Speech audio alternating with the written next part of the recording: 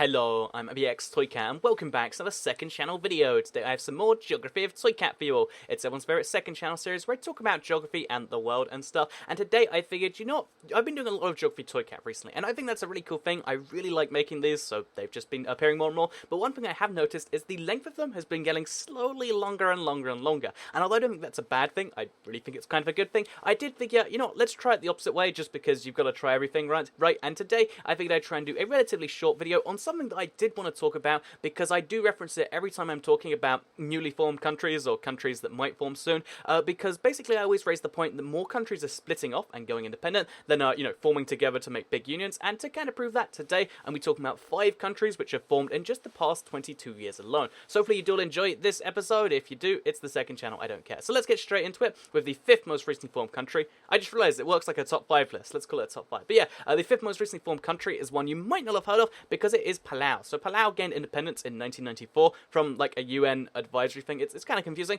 but yeah, they gained independence in 1994, and the reason you probably haven't heard of them is because they are a relatively small island in Micronesia. Like, here's the size of Palau versus, you know, the major countries nearby, and they have just 20,000 people living on all of these islands combined. So yeah, relatively sparse place as far as that sort of stuff goes. They use the US dollar, which is kind of interesting to me, and to some extent have very strong trade ties for you know, America, kind of like some of their other places nearby, like I believe Guam's nearby here. So yeah, they're kind of a country that has strong affiliations with America. They use the US dollar, and from every image I see from the inside, because Google has these photospheres, it looks like a pretty nice place to me. So we go over here, for instance, we can be like, oh yeah, look how lovely the airport looks. And I know, it's a nice enough country, and they've been independent for just over 20 years now. So that's Palau, the 5th most recently formed country. The 4th most recently formed country is one on the island of Timor, and they're called Timor-Leste. So Timor-Leste, if you're wondering, is the Portuguese name for East Timor.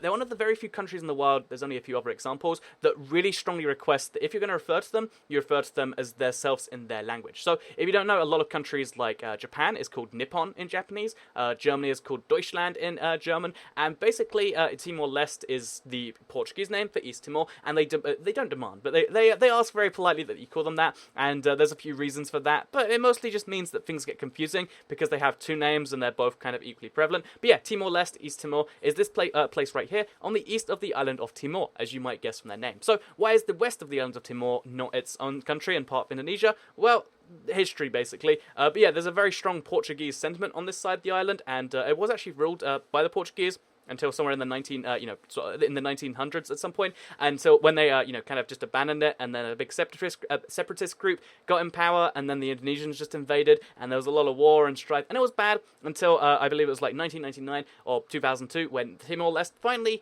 went independent, and it was all good and fine. So Timor-Leste is just over 14 years old now. It's a teenager, so I guess that's a good thing. And yeah, that is the 4th oldest country in the 4th newest country in the world. Definitely not the 4th oldest country. I'd be worried if that was the case. But yeah, let's move on to the 3rd oldest newest country in the world. I'm going to keep saying oldest now, aren't I? The 3rd newest country is actually Montenegro. So this is something that if you grew up in the past 20 or 25 years, you might have noticed how like the country kept changing name, because until the 1990s, there was a country in the world called Yugoslavia. So Yugoslavia was Slovenia, Croatia, Bosnia and Herzegovina, Serbia, Montenegro, and Kosovo. So yeah, it split up in the 1990s, and Slovenia got independence, Croatia got independence, and now they're both part of the EU. However, the other parts kind of stuck together a little bit longer, and Bosnia went independent. So Serbia and Montenegro decided, you know, we're gonna just get the band, keep the band together. Gonna call it the, you know, we're gonna call this Serbia and Montenegro, and it's basically gonna be like Yugoslavia all over again. Well, you know, that only worked for a little bit, and they went independent. And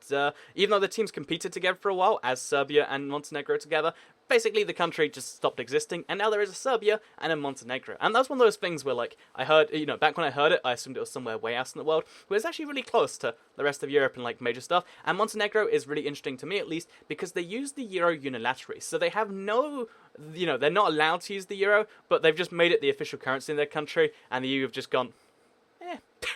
And yeah, they are trying to join the EU right now, and that's something that is, you know, kind of happening. Alongside another country that's kind of trying to join the EU, but it's going to have some real problems, is Serbia and Kosovo. So yeah, Serbia, as well as losing Montenegro and becoming just Serbia, it also lost one of its 2 kind of independent regions. What's the term for it? But yeah, you know, an autonomous region, and that is Kosovo. So Kosovo is really interesting because even though it was part of Serbia until 2008, when they officially declared independence, by the way, Montenegro declared it in 2006, In 2008, Kosovo declared independence. There was some war stuff that happened before then. But yeah, things have been roughly happy since then, even though a lot of lists won't consider Kosovo to be a country because they're not a member of the EU, and something like a third of the world's countries don't recognize them, because secessionist movements are a really big deal in a lot of countries, like Spain, perhaps, and like a lot of other places. So they're just not officially recognized, and yeah, that's Kosovo. Even though they're their own little thing, and they're made up of Albanians, not Serbians, they exist as their own little separate place. And if you want to travel there, I know it's really tricky for a whole bunch of reasons.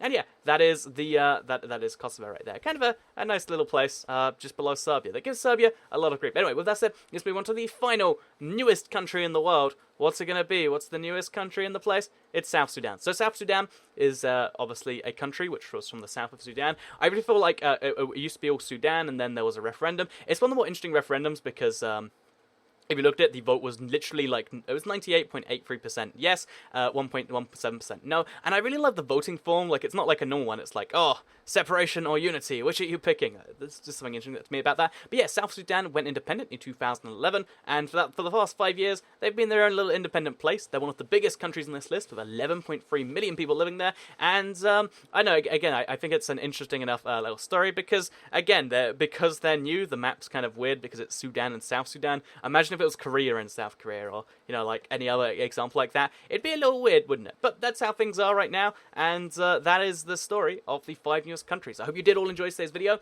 It was a little bit shorter than normal, but it was still 6 minutes. Maybe I've just got this tendency where, as I slowly make more videos, I just talk more and more. I still want to talk about so many things, like, what about all the USSR countries? Kazakhstan's pretty new. What about Mongolia? What about all these countries? But not today, I'm afraid. Anyway, I hope you did all enjoy this. If you did like it, then subscribe, and goodbye.